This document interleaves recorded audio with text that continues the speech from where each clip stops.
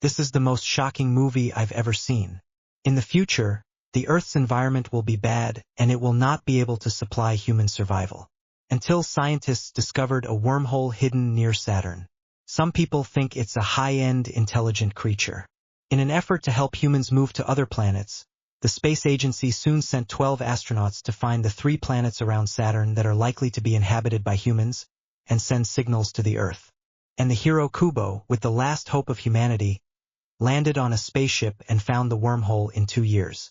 He came to the planet where the first signal was emitted, the Milky Way, but they refused to land, because according to the huge gravity of that planet, it will slow down the time around it.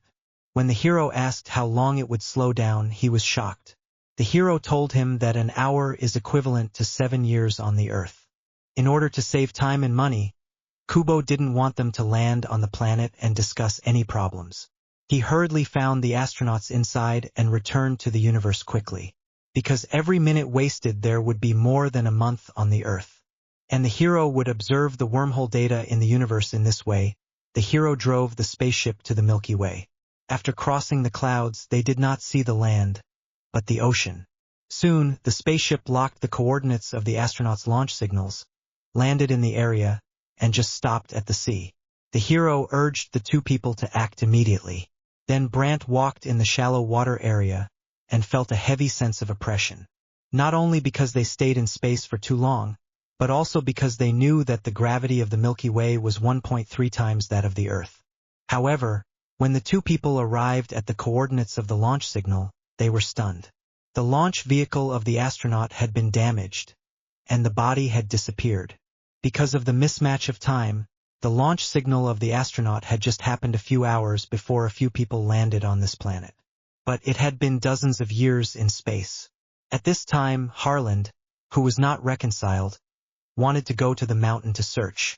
However, the hero looked carefully in the distance and found that it was not a mountain, but a huge wave that was still rising in the air.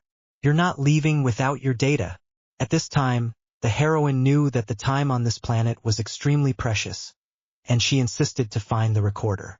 Let's see what the astronaut had experienced. Please get back here now. In the end, the machine abandoned the damaged launch vehicle and ran towards Harland quickly picked it up and returned to the spaceship. But the huge wave came too fast. In the end, another member arrived and did not have time to get on the ship, and was swallowed by the huge wave. At the same time, the spaceship had already been damaged in different places, and needed time to drain the water. Obviously, they had wasted a lot of time on this planet, and time was constantly flying by. What is this? I told you to leave. I told you. What is this? Get back here. The 2 did not know how many years would pass after the spaceship returned to space. At this time, the hero wanted to go back to the black hole and take back the time because his daughter was only a dozen years old. But Harland told him that time is relative.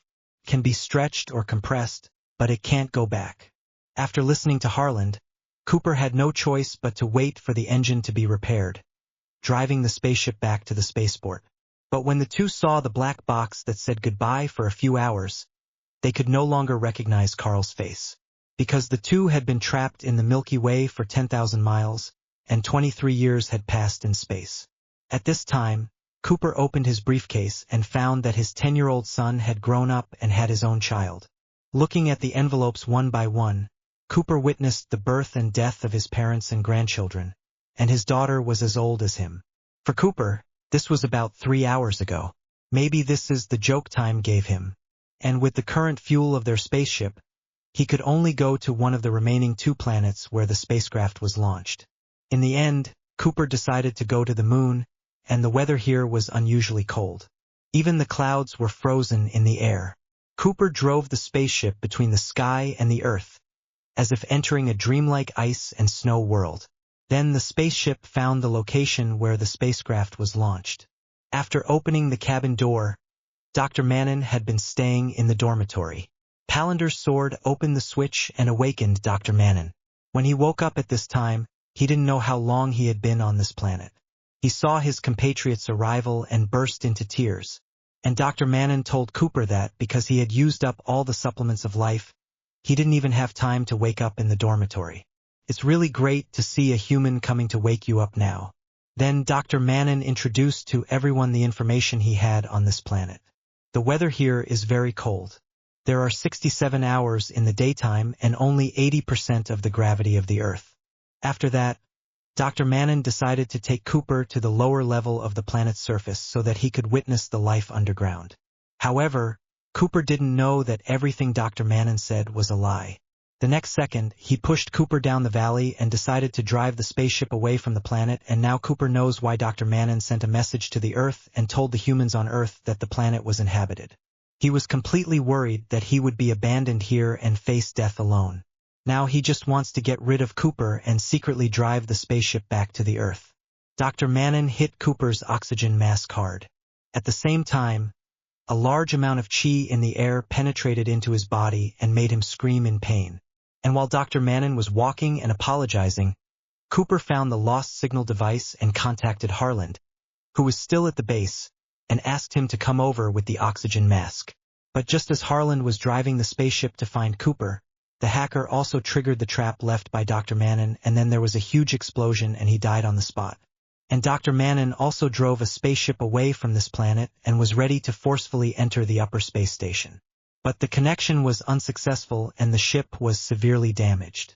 Dr. Manon was also ejected, and Cooper knew that he had to enter the space station at this moment or they would be abandoned forever. At the moment when the space station was constantly losing balance and rapidly falling towards the planet, Cooper's spaceship began to rotate violently. In the end, it remained relatively still, and then, at a great speed, the spaceship finally connected successfully. But at this time, Harland was also in a coma. Not knowing how long it had been, Cooper checked the fuel of the spaceship and found that they could no longer return to Earth. The only hope was to go to the information location, the planet Pem'z. In order to save fuel, Cooper wanted the spaceship to approach the edge of the black hole and then use the gravitational effect to shoot them to the planet Pem'z. Soon the spaceship floated on the edge of the black hole to a place where even light could not escape. But at this time, Harland did not know that even with the gravitational effect of the black hole, they could not reach the planet Pem'z. Obviously, Cooper lied. His purpose was to choose to let Harland bring fuel to the planet Pem'z alone, and then Cooper let Harland live well. Then he was sucked in by the strong attraction of the black hole and fell into the endless darkness. And this was also the first time Cooper saw the scene inside the black hole. At that time, countless lights were shining towards the spaceship, which instantly made the system device fail, and the gravity continued to increase, causing Cooper to become more and more nervous.